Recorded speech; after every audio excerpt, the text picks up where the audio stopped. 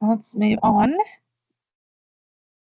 We're on number 22 in our semester spring review for Algebra 2. This is getting into rational functions when x is in the denominator. So this is what we are actually just testing on unit 10, because this is a transformation question.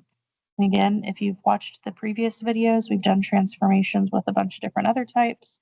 So A, H, and K still affect the graph in the same way.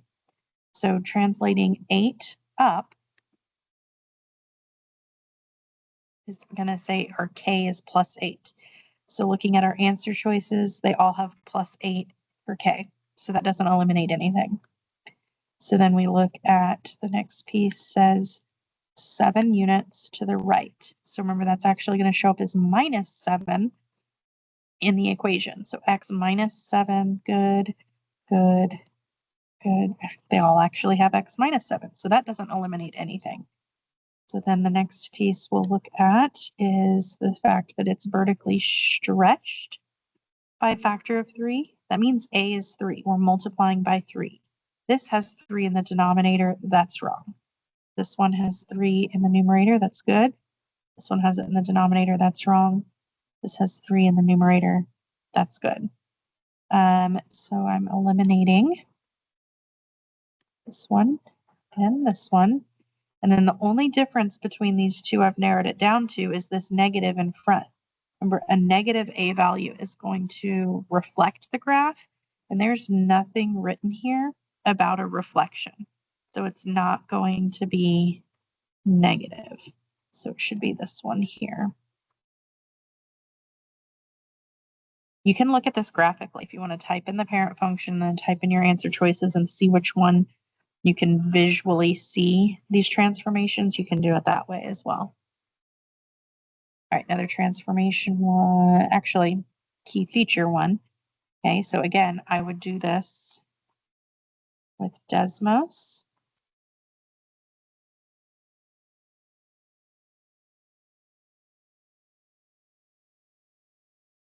I'll type in my rational expression, which is 2x plus 8 over x minus 4.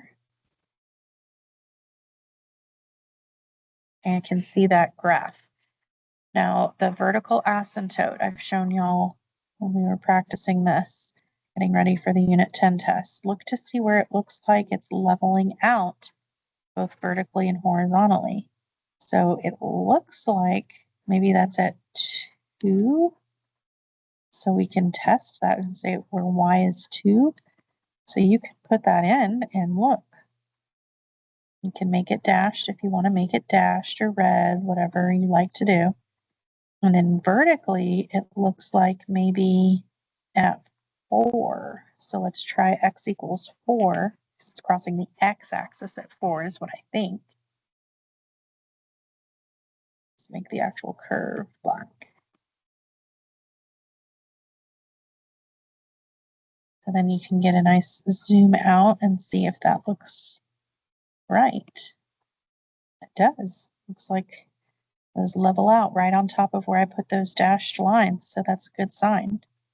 So that was at y equals 2. That's this red one. It is horizontal. Okay, so horizontal is y equals 2. The vertical, the one going up and down, goes through the x-axis at 4. So that vertical is x equals 4.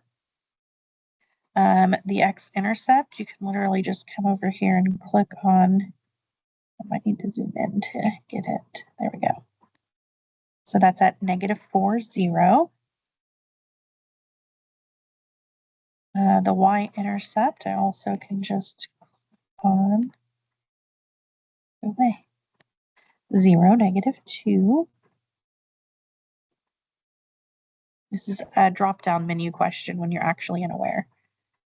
So our domain has the break at the vertical asymptote of 4. So the domain is everything but +4. You can see that's this one. And then the range, low to high, is everything but that horizontal asymptote, which is at 2. So it's everything but positive 2.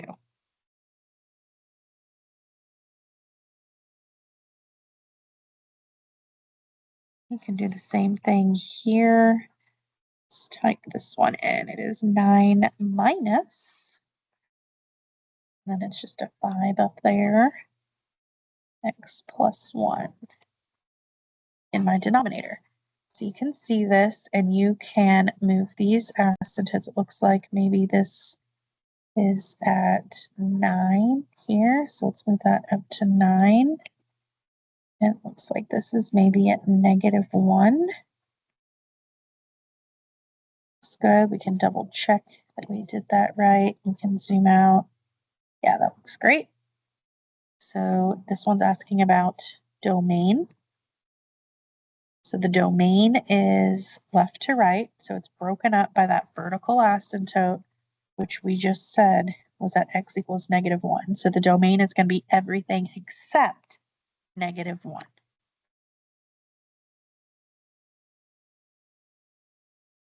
Okay. All right, solving rational equations. It says, so if this is what you start with, here's the next step. You can see what they've done is cross multiplied. So they did the 5 times the 3 plus n here, and then the 2 times the n minus 1 here. Okay, now they're saying, what's the next step? Well, we know we need to distribute. So if I distribute that 5, that would be 15 plus 5n. Only one of them has that. So you could stop there, but we should check the other side. That would distribute the 2. That'd be 2n minus 2. So that's this one here. All right, what value of x solves this equation? Again, you could cross multiply and actually solve it. Or we can do this graphically, because you are going to have your Desmos, the whole test. So that's 4 over 2x equals 3 over x plus 5. And we can see over here that vertical line through our solution. Double check. It looks like it's exactly 10. So that's going to be 10. If you cross multiply it and solved, you should have gotten 10. If you want to double check, is it really 10? Does that work? Let's plug it in on both sides and see what we get. Confirm. If I plug in a 10 instead of x on the left, I get 0.2. If I plug in a 10 instead of an x on the right, I also get 0.2. So yeah, 10 is what makes this equation true. It makes the left equal to the right. So your answer here is 10. All right, which expression is equivalent? Again, when we did this test on polynomial operations, like add, subtract, multiply, divide polynomials, you had the test in 2 parts, but now you get all of it with Desmos. So I would just go and plug it in here and see which answer choice matches. So negative 3, oh, you know what? You're not going to be able to do that in Desmos because there's multiple variables.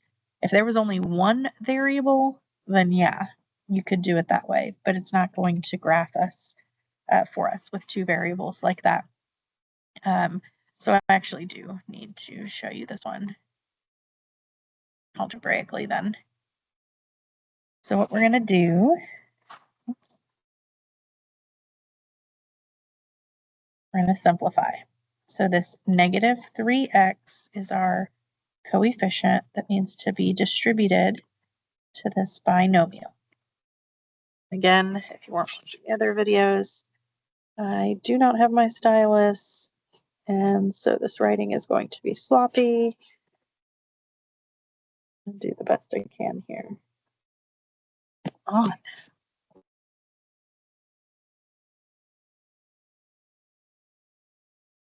Yeah. All right, so that's going to be negative 3 xy squared, and then that'll become a plus because a negative times a negative, and 3 times 4 is 12x. And then over here, I need to distribute the 7, so that will be negative 28, and then plus 7y squared. So then combine any like terms that you can. First term's got x and y squared, second term's got x, third term's constant, last term is y squared. So there are no terms to combine there, but it looks like they want us to factor. So now I'm just going to, now that I simplified this, I'm going to make two groups, factor by grouping. When you have 4 terms in your polynomial, you can do this factor by grouping. So the GCF of this first group is going to be negative. Oh, well, that's what we're just going right back to where that was. Okay. So looking at I should have looked at the answer choices before. Gosh, before doing that to see that we didn't need to do all that.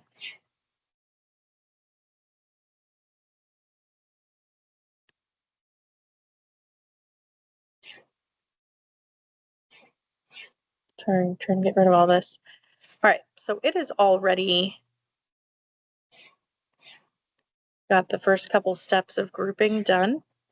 So we are going to do the next step in grouping, which is going to be, you can see that the leftovers in the parentheses are the same. They're not written in the same order, but they are the same. You've got a positive y squared and a negative 4. So we know that that repeated factor there, this is like picked up in the middle of a grouping. So we know that that's a factor. And then you bring together the GCF that you got for each of those, which would be the negative 3x plus 7. Okay, but you can take this red one a step further because it's a difference of 2 perfect squares. So the square root of y squared is simply y, and the square root of 4 is 2. And you get 1 plus and 1 minus. And then the negative 3x plus 7 doesn't have a GCF or anything special about it. So it's just going to be, oh my gosh. They don't take it the step further. So they just left it like this. You could have taken it a step further, but they didn't. So, okay, we don't have to. Look at your answer choices and see which one's equivalent. Now, another way, if you are confused by that, I know in an earlier problem I showed you like picking a test point and just plugging in and seeing which one's equivalent. You could do that. You could just pick an ordered pair for x, y. Like, what if I plug in 1, 2 or 0, 0? It doesn't matter what the test point is. Just pick a point and plug in the same value for x in all of these and the same value for y in all of these and actually calculate it and see which one's equal. You could do that. All right, this is a difference of 2 squares. Come on, scroll. There we go. So we've got 2 perfect squares. So we're going to take the square root of the first term. Square root of 16 y to the 4th would just be 4y squared. And then the square root of 81 would be 9. And you get 1 plus and 1 minus. So that was the difference of squares. Now this one over here on the right is actually still difference of squares. 4y squared is a perfect square, and 9 is a perfect square, and it's a difference because it's a minus. So we can take that one a step further. And this one is asking for complete factorization, so I know that they want us to take it further. So the square root of 4y squared would be 2y. The square root of 9 would be 3. You get 1 plus and 1 minus. And then that first factor in red would have been unchanged. So then that would be the complete factorization. So let's see.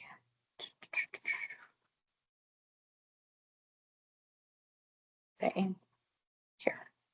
It doesn't have to be in the same order as long as all of the factors are there and they've got the correct sign.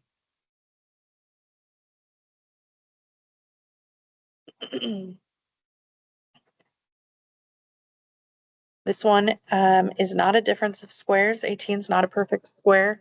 There's 128, but there's a GCF that could come out. And you can see, look at your answer choices. They all have a GCF of 2. So obviously we need to take out 2. So if we divide out a 2, what's going to be left will be 9y to the 4th minus, and then that would be 64. Okay, now I don't see that as an answer choice, and that's because what we're left with in parentheses there is still a difference of 2 squares. So the 2 is out there still, but now I can break this down further. The square root of 9y to the 4th would be 3y squared. The square root of 64 would be 8. You get 1 positive and 1 negative. And that is here. This, what I'm left with over here is 3y squared minus 8. That is not a difference of squares. I can't take that any further. So don't try to go any further with that one.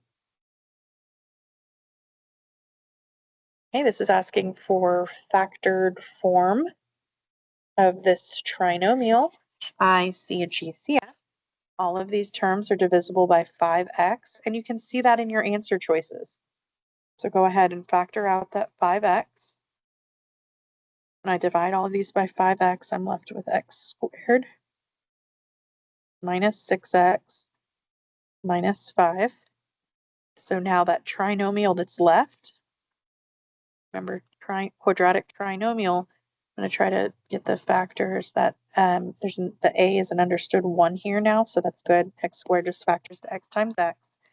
And then I'm asking myself what multiplies to -5 but adds to -6. You can do the little x method to organize that if you want to. The only factors of 5 are 5 and 1. And if we want it to multiply,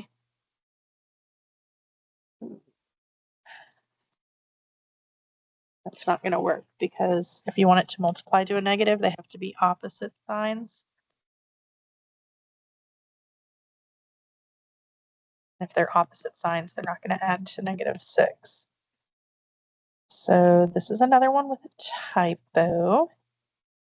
I think that that is supposed, let's just assume that that's supposed to be a plus 25x. So that would be a plus 5.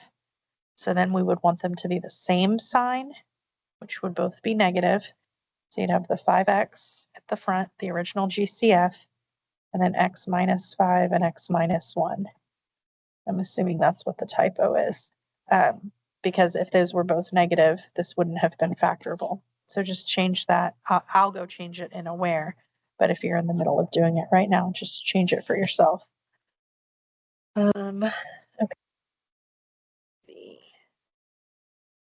All right, this one is a difference of cubes. Actually, let's see how many I have left.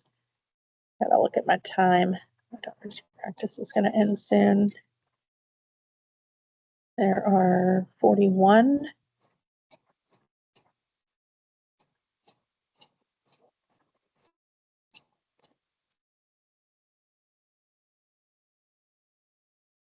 I can probably do a couple more on this video, and then I'll do the last several on a separate video. Okay, so difference of cubes. Again, you are not going to have to memorize the formula. We will give you the formula. Remember, you had those all given to you when we were testing over this. I'll pull up and remind you what your little scratch paper had on it.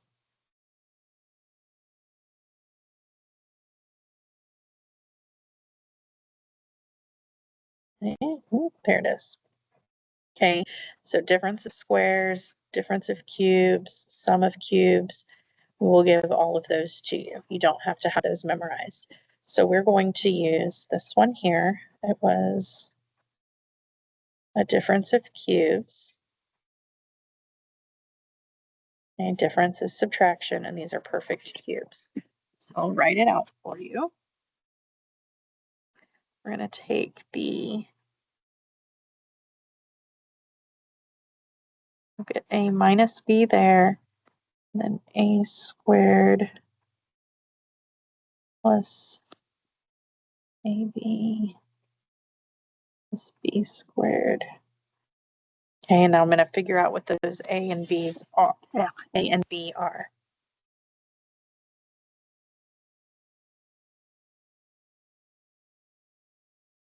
Okay, so you're taking the cube root of this first term and the cube root of the second term and plugging those in all the places you see a and b. So I left those blanks. So let me color code this for you. The cube root of, cube root of x cubed is just x. So that's going to go in the place we saw all those a's. And then the cube root of 27 is 3. So that's going to go in the place that we saw all the b's. Now, if it was an expression, you need to be sure and do parentheses. So everything would get squared here or here. In this case, it's just a single term, so it's not a big deal. So we end up with x minus 3.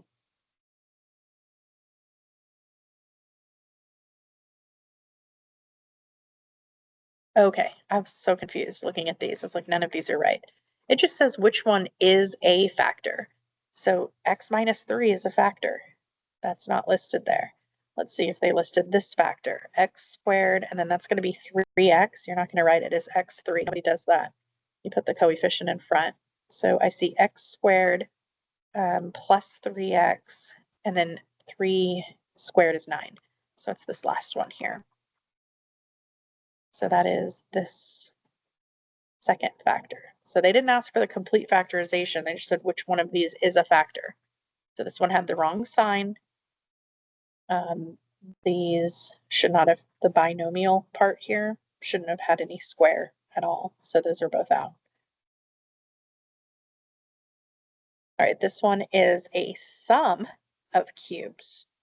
So very similar, except if you look at that formula sheet that I told you, or I showed you, the difference of cubes, you had a minus for the binomial and then plus plus. Okay, for the sum of cubes, you're going to have plus minus plus. So we just changed the signs. And again, you don't have to have that memorized. That will be given to you.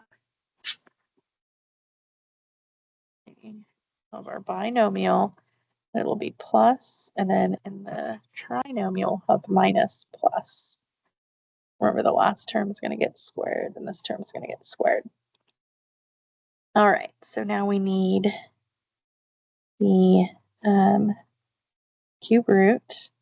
Oh, you know what? I think I just said the wrong thing up there. I did it right. But when I said up here, I said take the square root of these. We're taking the cube root because these are cubes. So that's my bad. So this was a cube root of x cubed. And this was a cube root of 27. My apologies. So we're doing the same thing here. So we're going to do a cube root of that first term. Okay, so the cube root of 64 is 4, and the cube root of p cubed is p. So it's going to be 4p. So I'm going to get 4p in place of all those a's. Now here, I do need parentheses because it is two, it's a coefficient and a variable. So the 4 and the p have to be raised to that squared power. Okay, and then I've got the 4p here.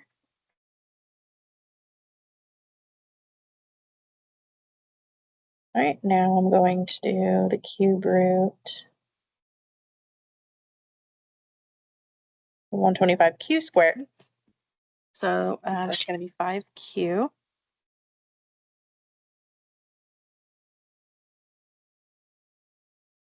And again, put parentheses.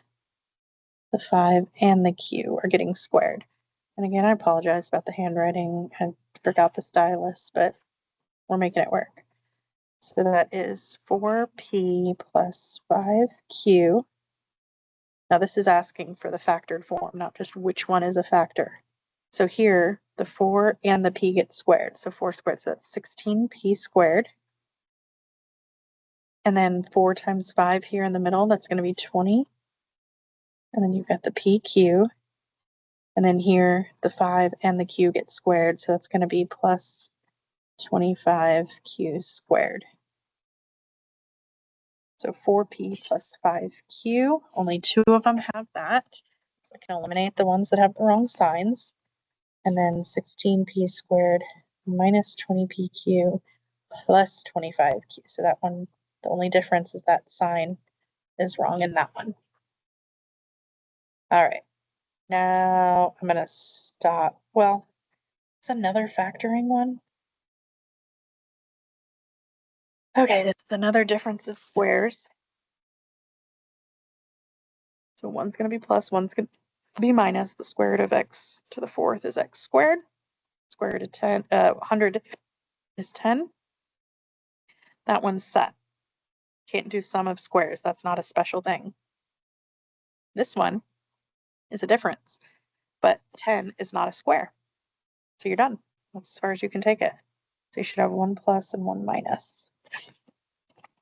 Both terms have to be perfect squares to be able to take it further. Now that one you could do graphically because it's just one variable. So you could plug in the way that it was originally written, plug these answer choices in, and the graphs should be identical. Okay, I'll stop there. And then I'll do the last video separate, the last few questions in a separate video.